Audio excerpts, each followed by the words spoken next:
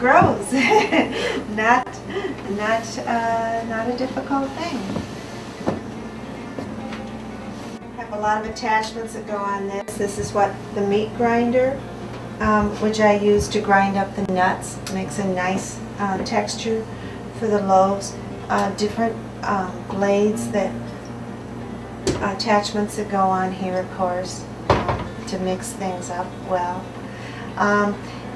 When I make the bread, I generally put it through the Champion with a blank in here, not the screen, and it just makes it very smooth, like a batter.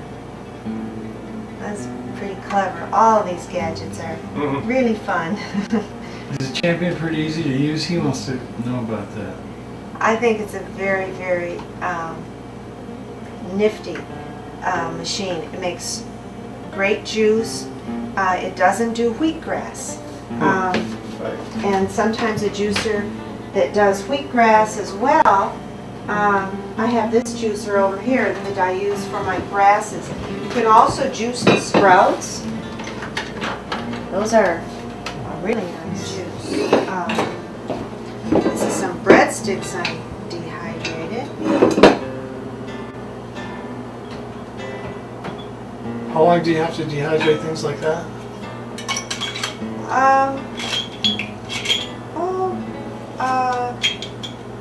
Those were maybe a day and a half. A lot of celery juice. Another favorite juice is celery, apple, and fresh ginger root. Do you do those in this or the Champion? Is this mostly just for grasses? You can do both grasses and the hard vegetables in this. It does the grass though very, very nice. The grasses and the sprouts, it does very, very nice. One of my favorite tools is this tool right here. Potato peeler? Nope, this one right here. Right here. Little rasp. It's really from a woodworking tool. But you just go along like this, and then you've got some really fine, that's just grand, sprinkled on things, put into salad dressings. This does ginger root, horseradish. It does the zest of orange. And so I never add water to a recipe. I always add juice. When I wanted to make these raspberries that have a little syrupness to them, I took some fresh apple juice and then pulsed the raspberries and combined it. When I made the salad dressing, which I'll go get, I put about 4 cucumbers, not the long English ones, but the shorter ones, into the blender, and use the water from those cucumbers. You could use the water from celery. It has a whole lot more flavor than going with water, because when you combine water with any of these vegetables or fruits, whatever you make, it begins to separate after it sets a while. But if you use the regular juice from something, other vegetable, it stays together, and it tastes a lot better. Yeah, it has a lot of flavor. This is a dill dressing that I made. Dill with the cucumber. And a little avocado to thicken it.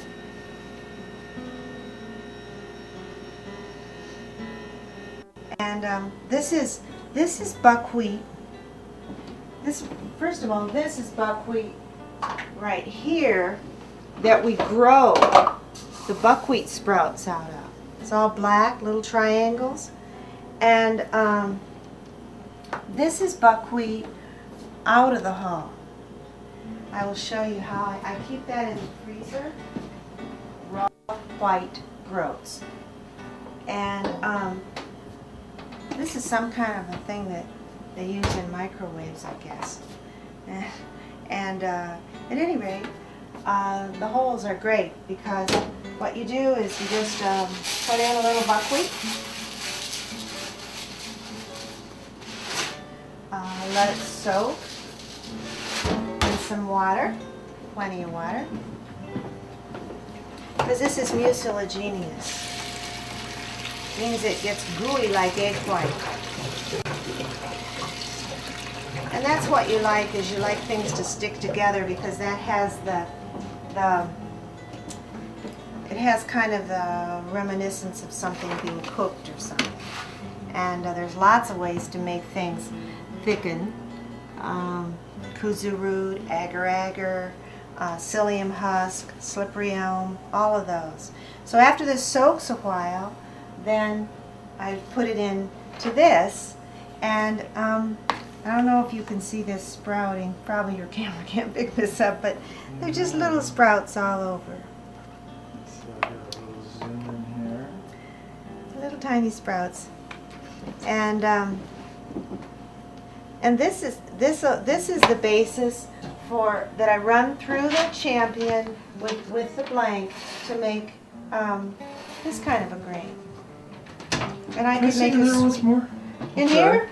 Yeah. Sure. We made this dehydrator.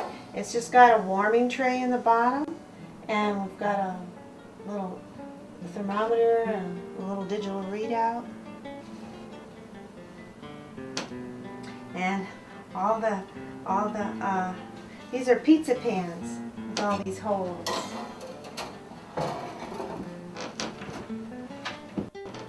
And this is the Teflex sheets, which I originally put things in the dehydrator on this, and then when they're dried on one side, I turn them over and put them on grid like this.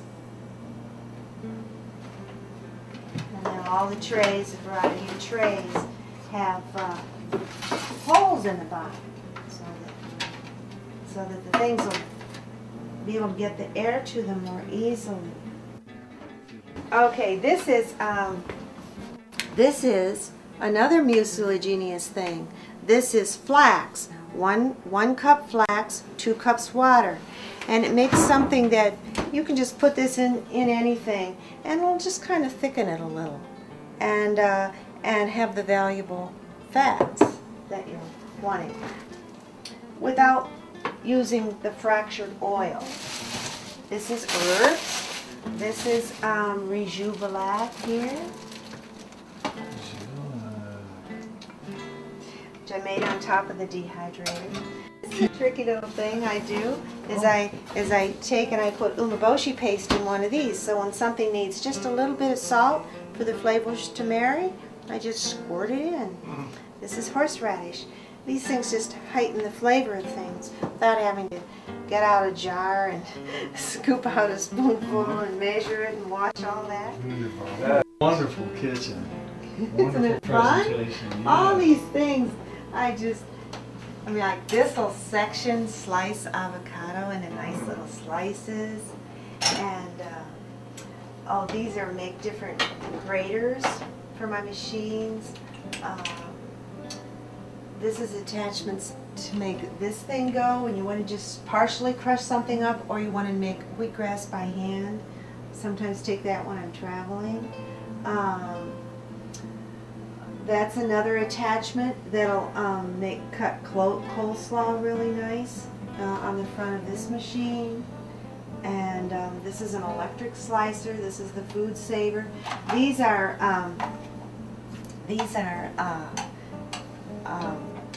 salad shooter. You can, yeah, just have a big salad. Just shoot carrots right in there, beets, whatever. And I cut up the dehydrated things with a pizza cutter. Sometimes I make a lot of things and I want to stage it up, so I have lots extra little measured cups to measure everything ahead and then just put it all together. Over here I have a lot of things like slippery elm and psyllium husk and Kel